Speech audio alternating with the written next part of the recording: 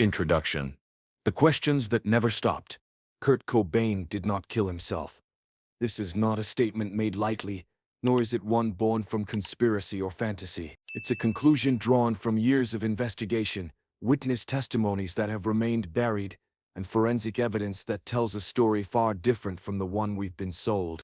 The narrative forced upon the world in April 1994 was simple, tidy, and tragic. A troubled rock star battling addiction and depression takes his own life in the greenhouse above his Seattle home. Case closed. Move along. Nothing to see here. But what if everything you've been told was carefully constructed? What if the evidence never actually supported suicide? What if there were people in that house, people who saw what really happened, and their testimonies were systematically ignored or buried? This is their story. This is Kurt's story. And after 30 years of silence, it's time the world heard the truth. Part 1. The man they didn't want you to know. Kurt was not suicidal. Let's start by dismantling the biggest lie of all, that Kurt Cobain wanted to die. The doctors at Exodus Recovery Center, where Kurt had been just days before his death, conducted a full psychological evaluation. Their professional assessment. Kurt showed no signs of being suicidal. None. This wasn't some casual observation. This was a clinical determination made by trained medical professionals whose job it was to identify exactly these warning signs. Dr. Michael Patterson, who treated Kurt at Exodus, later stated in interviews that had he believed Kurt was suicidal, he would have been placed on a 72-hour psychiatric hold. That didn't happen because there was no reason for it to happen. Kurt's friends paint the same picture. In the days leading up to his death, those closest to him saw a man who was making plans, looking forward, and yes, finally taking control of his life in ways he hadn't in years. Carlson, one of Kurt's best friends, spent time with him during those final days. He later said Kurt seemed more at peace than he'd been in months. They talked about music, about the future, about taking a break from the chaos. Mark Lanigan, another close friend and fellow musician, spoke with Kurt by phone just days before his death. He sounded good, Lanigan recalled. He was talking about the music he wanted to make. He was talking about Francis. He wasn't talking like someone ready to check out. The dark humor, misconception. People point to Kurt's lyrics, to his art, to the famous t-shirt that read, "I hate myself and I want to die." They use these as evidence of suicidal ideation. But here's what they don't tell you. When asked about that t-shirt, Kurt laughed and said, "It's as literal as a joke can be." It was sardonic humor, social commentary, a middle finger to the commercialization of angst. It wasn't a suicide note sewn into cotton. If we're going to judge artists by the darkness in their work, we'd have to conclude that everyone from Johnny Cash to Leonard Cohen to Nick Cave should have ended their lives. They didn't, because art is catharsis, not prophecy.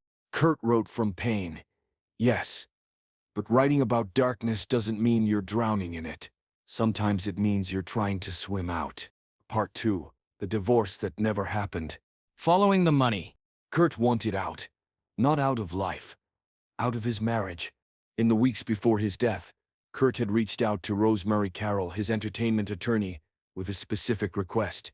He wanted to draw up divorce papers, and critically, wanted Courtney Love removed from his wealth. This isn't speculation. Carroll went on record after Kurt's death to confirm these conversations had taken place. Kurt was planning his exit strategy from a marriage that had become toxic, volatile, and potentially dangerous. Leland Cobain, Kurt's grandfather and a man he deeply respected and loved, had a conversation with Kurt just days before he died. In that conversation, Kurt confided that he was planning to divorce Courtney. They were supposed to go on a fishing trip together, a trip where they would have discussed these plans in detail. That trip never happened. The prenuptial agreement. Here's where it gets interesting. Courtney had signed a prenuptial agreement. If Kurt divorced her, she would walk away with significantly less than if he died while they were still married. Do the math. Kurt Cobain was worth an estimated $50 and $100 million in catalog royalties alone, with projections that his estate would continue generating millions annually for decades. Under Washington state law and the terms of their prenup, a divorce would have left Courtney with a fraction of what she would inherit as a widow. Was this motive enough? In most murder investigations, life insurance policies of a few $100,000 have proven to be sufficient motive. We're talking about tens of millions of dollars. Part 3. The note that wasn't. Analyzing this so-called suicide note. The note found at the scene has been at the center of controversy for 3 decades. But here's what most people don't know. Forensic handwriting experts have now confirmed what many suspected all along. The note is actually 2 different documents. The main body of the letter, which makes up the vast majority of the text, is clearly written by Kurt. No one disputes this. But here's the problem. It's not a suicide note, it's a retirement letter to his fans, explaining why he was leaving Nirvana and stepping back from public life. Read the note yourself. The bulk of it talks about losing his passion for performing, about feeling like a fraud, about not being able to connect with the music anymore. These are the words of someone leaving Ian, not leaving life. I haven't felt the excitement of listening to as well as creating music along with reading and writing for too many years now, Kurt wrote. This is a man talking about burnout, about needing change, about evolution, not about suicide. Then come the final 4 lines. 4 lines that are dramatically different in tone, content, and according to forensic analysis, possibly in handwriting. The forensic evidence. 2 separate forensic document examiners, using advanced AI analysis tools that weren't available in 1994, have now analyzed the note. Their independent conclusions are startling. The final 4 lines show different pressure patterns, different letter formations, and different linguistic patterns than the rest of the note. One expert, Dr. Reginald Alton, stated, "The shift in the final lines is inconsistent with the natural flow of the document. The pressure, slant, and formation of letters suggests either extreme distress writing, which would be inconsistent with the calm, measured tone of the rest of the letter, or a different author attempting to mimic the original handwriting. Think about it. Who signs a personal note to their wife and daughter with their full name? Kurt Cobain. Not Kurt. Not Dad. Not Love. K. The full signature, as if signing a legal document or an autograph. Part 4. The physical evidence. Dead men don't pull triggers. Here's where the official story completely falls apart. The forensic evidence at the scene doesn't just raise questions, it screams impossibilities. According to the police report, Kurt's body was found with a Remington Model 11 shotgun across his chest. The medical examiner determined that the shotgun blast entered through Kurt's mouth. The force of such a blast at point-blank range would have caused significant blood spatter. But here's the problem. Kurt's left hand, which would have been positioned at or near his mouth to steady the long-barrel shotgun, was completely clean. No blood, no tissue, nothing. Tom Grant, the private investigator hired by Courtney Love herself, more on that irony later, was one of the first to point this out. If you fire a shotgun through someone's head, there's signed to be blowback. There's going to be blood. The absence of blood on his hand indicates that his heart had already stopped pumping, that he was already dead when the gun was fired. Dr. Cyril Wecht, one of America's foremost forensic pathologists, reviewed the crime scene photos and stated, "The lack of blood on the hand is significant. It suggests the heart had stopped beating before the gunshot occurred. That's inconsistent with a self-inflicted wound." The magic bullet mystery. The shotgun's position creates another impossibility. Kurt was found with the Remington Model 11, a large, heavy weapon, resting on his chest. The gun was positioned upside down with the ejection port facing to the right side of his body. Physics dictates that when a shotgun ejects a shell casing, it ejects to the right side of the weapon. Given the gun's position, the shell casing should have been found to Kurt's right side, but it wasn't. The shell casing was found to his left, sitting neatly on top of his brown jacket.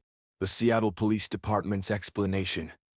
The gun must have spun 180 degrees in the air after being fired, and somehow landed perfectly in position on Kurt's chest, without breaking his wrist or causing any additional injuries.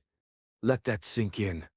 A shotgun, fired with enough force to kill instantly, somehow performed a perfect aerial rotation and landed gently in place, and the shell casing teleported to the opposite side. Even the most basic understanding of physics makes this scenario laughable. The heroin levels. Kurt's blood toxicology showed heroin levels that multiple forensic experts have said would have been immediately incapacitating if not fatal on their own. Dr. Colin Brewer, a British addiction specialist, who reviewed the autopsy report, stated, "The amount of heroin found in Kurt Cobain's system was approximately 3 times a typical lethal dose. At that level of intoxication, he would have been unconscious within seconds. The idea that he could then pick up a shotgun, position it correctly, and pull the trigger is medically improbable." The official report shows heroin levels of 1.52 milligrams per liter in Kurt's bloodstream. For context, 0.5 milligrams is generally considered potentially fatal. Kurt had 3 times that amount. Could he have built up a tolerance? Yes, chronic heroin users can tolerate levels that would kill others, but even with tolerance, multiple addiction specialists have stated that at 1.52 mg/L, physical coordination would be severely compromised. Fine motor skills would be nearly impossible. Yet somehow Kurt allegedly rolled up his sleeves, tied off, injected himself with a massive dose of heroin, put away his drug kit neatly, picked up a heavy shotgun, positioned it correctly, and pulled the trigger, all while experiencing a heroin overdose that should have left him unconscious on the floor. Part 5. The Witness Who Was There. Joseph Burns breaks his silence. For 30 years, there was a missing piece to this puzzle. An eyewitness. Someone who was actually in the house during those final hours. Someone who saw what happened. That witness has finally come forward. His name is Joseph Burns. Joe was a tattoo artist in Seattle and a member of Aspirin Feast, a local band that Kurt loved. They'd become friends over the years. Kurt would hang out at Joe's shop, watch Witch work, bring Francis Bean over. They were real friends, not industry hangers-on or fair-weather associates. Kurt was just easy to be around, Joe recalls. He didn't put on airs. He'd come by the shop, we'd listen to records, talk about music. He was a real person, you know, not the myth. The night everything changed. In early April 1994, Joe was at Kurt's house with his girlfriend Bonnie Dillard, along with Callie Dewitt, Courtney's assistant, and Jennifer Adamson. They'd hanging out for a couple of days, listening to music, with Joe doing some tattoo work on Callie. It was relaxed, low-key. I went to the kitchen, and there's Kurt, Joe remembers. He'd left the rehab center and made his way back home. But he was hiding out, literally sneaking around his own house, because he was trying to avoid Courtney and people she'd sent to find him. Kurt explained the situation. He'd left Exodus Recovery Center not because he wanted to use drugs, but because he needed space. He was planning his next moves, both personally and professionally. He needed time to think without Courtney's pressure, without the handlers, without the chaos. He grabbed some food, some fruit, one of those TV dinners. Joe continues. He was talking about some recordings he'd been working on. He gave Callie a tape of some 4-track stuff he'd been doing. He seemed, I don't know, focused, like he had plans. Dylan Carlson arrives. Then Dylan Carlson showed up. Dylan had been Kurt's friend for years. He was the person Kurt had enlisted to buy the shotgun just days earlier, ostensibly for home protection. Kurt couldn't buy it himself because of concerns about a restraining order Courtney had filed. But Dylan didn't come alone. Dylan showed up with another guy, Joe recalls.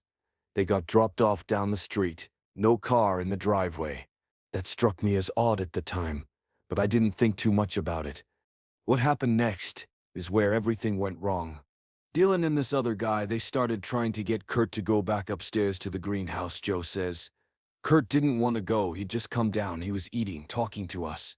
But they were insistent. The coercion. Joe describes what he witnessed as increasingly forceful.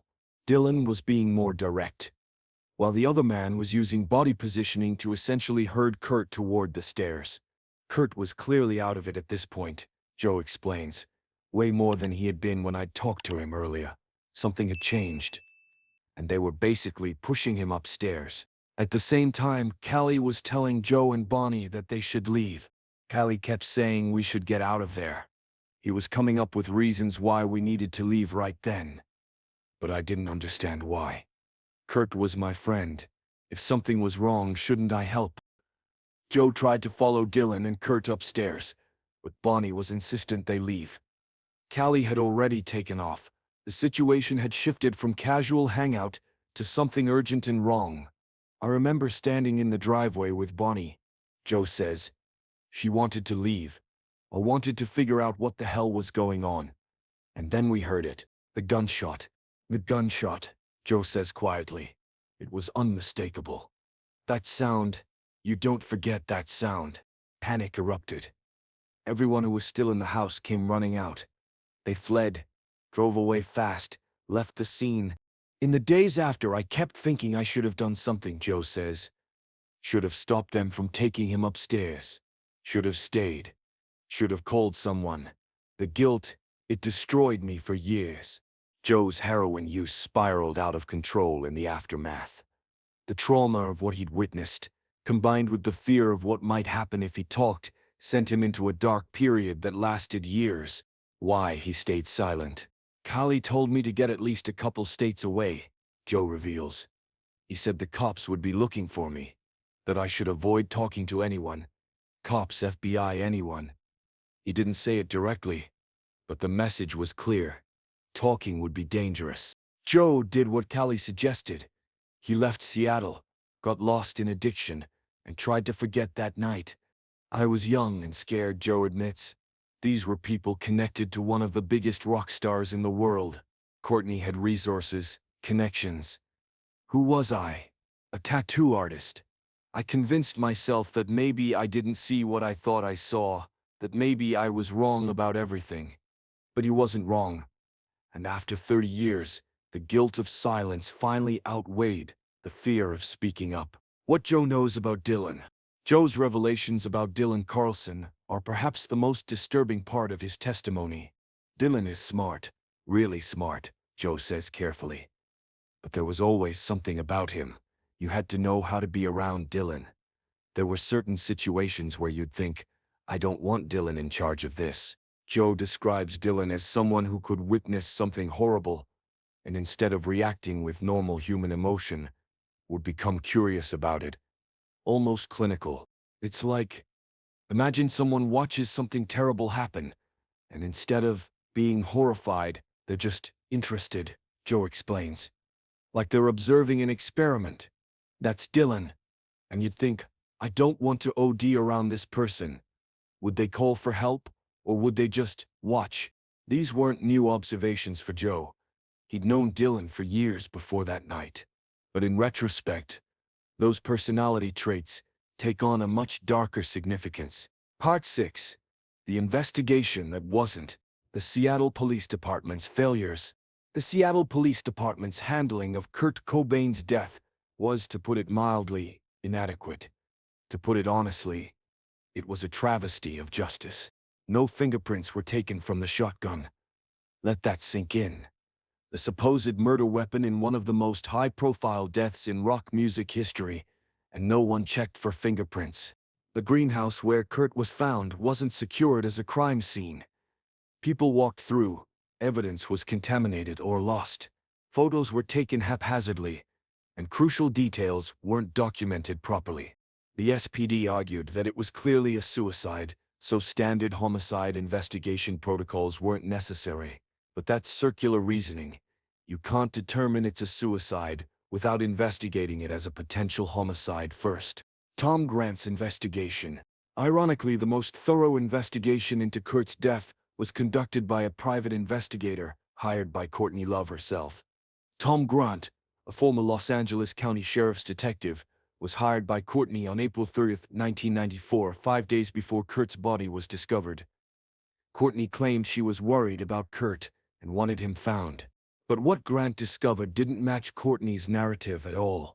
In fact, his investigation led him to conclude that Kurt's death was not a suicide, and that Courtney had been less than truthful about numerous details.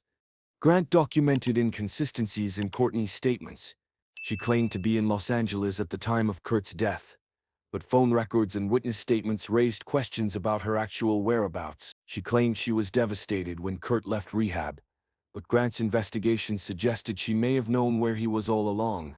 Grant also discovered that the practice note theory that someone had practiced forging Kurt's handwriting had physical evidence to support it. Among Kurt's belongings, Grant found pages with Kurt's lyrics that showed signs tracing and copying. The Rome incident. A month before his death, Kurt had a mysterious incident in Rome that was officially labeled an accidental overdose. But several factors about that incident never added up. Kurt was found unconscious in his hotel room on March 4, 1994.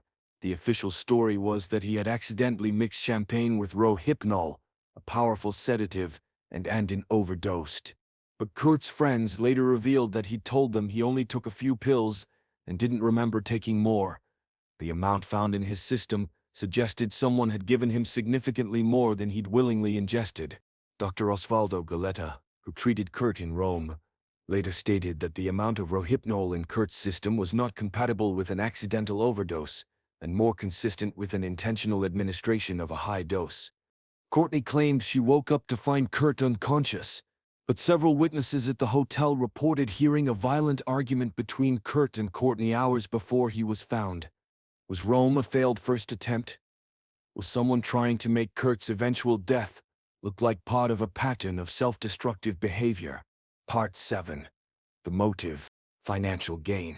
Let's follow the money. It's the oldest rule in investigating murder, and it's usually the most revealing. At the time of his death, Kurt Cobain's net worth was estimated between $50–100 million, but more importantly, his music catalog was projected to generate millions of dollars annually for decades to come. Nirvana's album Nevermind alone continues to sell hundreds of thousands of copies per year. Add in streaming revenue, licensing for films and commercials, merchandising, we're talking about a financial finca. Under Washington state community property laws and Kurt's prenuptial agreement with Courtney, the divorce would have significantly limited Courtney's access to these assets. But as Kurt's widow, she inherited everything. Control of the legacy. Beyond the immediate financial gain, there's the question of control. As Kurt's widow, Courtney became the primary controller of his legacy, his music, and the narrative surrounding his life and death. Over the past 3 decades, Courtney has been involved in numerous business decisions regarding Nirvana's music and Kurt's personal materials. She's negotiated releases, approved documentaries, and controlled what information about Kurt reached the public. Would she have had that power if Kurt had divorced her? Absolutely not. The prenup problem. The prenuptial agreement Kurt and Courtney signed was clear. In the event of divorce, Courtney would receive a limited settlement. The exact terms weren't publicly disclosed, but multiple sources close to the couple confirmed that it would have been a fraction of Kurt's estate value. Kurt's attorneys had begun the process of modifying his will specifically to exclude Courtney just weeks before his death. Had he lived another month, those documents might have been finalized. The timing is significant. Kurt dies before divorcing Courtney, before changing his will, before taking any legal action that would have limited her financial claim to his estate. Cui bono? Who benefits? The answer is clear. Part 8. The cover-up. Missing evidence. The Seattle Police Department's case file on Kurt Cobain's death has numerous inexplicable gaps. The roll of film taken at the scene by the SPD photographer was misplaced for over a decade. When it was finally found in 2014, crucial photos were still missing. The SPD claims that Kurt's fingerprints weren't taken from the shotgun due to standard procedure for obvious suicides. Yet they've never explained why it was obvious before completing a proper investigation. Multiple attempts by journalists and investigators to access the complete case file have been met with obstruction. Files are lost. Records are sealed. Requests are denied. Intimidation of witnesses. Several people who were close to Kurt and who raised questions about the official narrative have reported experiencing intimidation. Kirsten Paff, the bass player for Hole, Courtney's band, and someone who had grown close to Kurt, had reportedly told friends she was going to leave the band and move back to Minneapolis. She expressed fears about Courtney and mentioned knowing things about Kurt's death that didn't add up. Kristen died of a heroin overdose in her bathtub on June 16, 1994, just 2 months after Kurt's death. She had been clean for weeks before her death, and friends stated she had no intention of using again. El Duce, the lead singer of the Mentors, claimed on camera that Courtney had offered him $50,000 to kill Kurt. He recorded an interview where he described the conversation in detail, including specific quotes from Courtney. El Duce died on April 19, 1997, exactly 3 years after Kurt's death, when he was struck by a train. The death was ruled accidental, though El Duce's friends stated he knew the train tracks well and would never have been walking there at night. The media's complicity. The mainstream media's coverage of questions surrounding Kurt's death has been dismissive at best, hostile at worst. Anyone raising questions is labeled a conspiracy theorist and relegated to the fringes. But why? Why is asking for proper forensic investigation considered fringe? Why is requesting that fingerprints be taken from the alleged murder weapon considered crazy? The rush to accept the official narrative without scrutiny serves everyone except the truth. It serves the Seattle PD, who don't have to admit their investigation was botched. It serves the media, who got their tragic rock star story. It serves Courtney, who inherited an empire. Part 9. What we know for certain. Let's strip away speculation and focus on what we can prove. Fact: Kurt Cobain was planning to divorce Courtney Love and had begun legal proceedings to remove her from his will. Fact: Kurt showed no signs of suicidal ideation, according to medical professionals who evaluated him days before his death. Fact: the so-called suicide note is actually a letter about leaving Nirvana, with only the final 4 lines suggesting suicide, lines that forensic experts now question. Fact: Kurt's blood toxicology showed heroin levels that multiple experts say would have rendered him physically incapable of shooting himself. Fact: the lack of blood on Kurt's hand indicates he had no blood pressure when the gun was fired, meaning he was already dead. Fact: the position of the shell casing is physically inconsistent with the gun's position and the official story. Fact: no fingerprints were taken from the shotgun. Fact: an eyewitness who was present in the house that night has now testified that he saw Kurt being coerced upstairs shortly before the gunshot. Fact: multiple people close to Kurt who raised questions about his death subsequently died under suspicious circumstances. These aren't theories. These aren't speculations. These are documented, verifiable facts. Part 10. The call to action. For 30 years, Kurt Cobain's family, friends, and millions of fans have lived with a narrative that doesn't make sense. We've been told to accept a conclusion, that the evidence doesn't. We've been told that asking questions makes us conspiracy theorists. But asking for justice isn't a conspiracy. It's a moral obligation. Kurt Cobain was murdered. The evidence overwhelmingly points to this conclusion. And the only reason his killer has remained free is because the investigation was compromised from the start. What we're demanding: reopen the investigation. The Seattle Police Department must conduct a proper homicide investigation with modern forensic techniques. 2. Test the fingerprints. The shotgun must be tested for fingerprints, something that should have been done 30 years ago. 3. Independent forensic review. An independent team of forensic pathologists must review all physical evidence from the scene. 4. Witness testimony. Joseph Burns and any other witnesses must be formally interviewed by homicide detectives, not just documentary filmmakers. 5. Subpoena phone records. All phone records from the relevant dates must be subpoenaed and analyzed to establish who was where and when. 6. Handwriting analysis. The suicide note must be subjected to the most advanced forensic handwriting analysis available. What you can do: contact the Seattle Police Department. Demand they reopen the investigation. Demand fingerprint analysis of the shotgun. Demand answers about the missing evidence. Contact the FBI. Request federal investigation into potential civil rights violations. Request investigation into potential witness intimidation.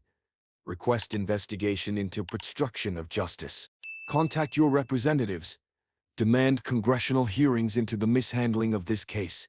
Demand federal oversight of the Seattle PD's investigation. Demand justice for Kurt Cobain.